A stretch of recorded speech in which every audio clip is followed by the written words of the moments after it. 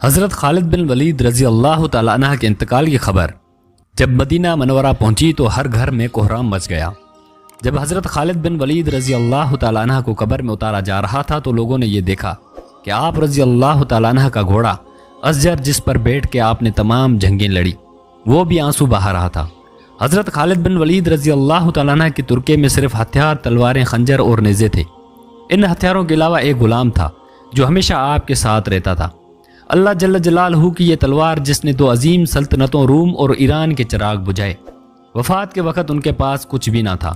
آپ رضی اللہ تعالیٰ عنہ نے جو کچھ بھی کمایا وہ اللہ جل جلالہ کی راہ میں خرچ کر دیا، ساری زندگی میدان جنگ میں گزار دی۔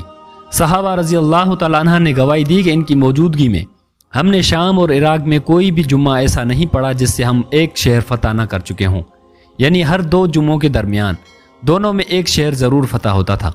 بڑے بڑے جلیل القدر صحابہ رضی اللہ تعالیٰ عنہ نے حضور صلی اللہ علیہ وسلم سے حضرت خالد رضی اللہ تعالیٰ عنہ کے روحانی تعلق کی گواہی دی۔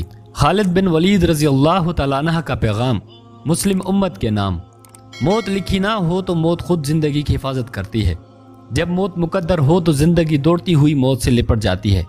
زندگی سے زیادہ کوئی نہیں جی سکتا اور موت سے پہلے کوئی مر نہیں سکتا۔ دنیا کے بزدل کو میرا یہ پیغام پہنچا دو کہ اگر میدان جہاد میں موت لکھی ہوتی تو اس خالد بن ولید رضی اللہ تعالیٰ عنہ کو موت بستر پر نہ آتی۔ اس پیغام کو اس دور میں ہر مسلمان کو ضرور پڑھنا چاہیے اور خالد بن ولید رضی اللہ تعالیٰ عنہ کے قول کو وقتاً فوقتاً دہراتے رہنا چاہیے۔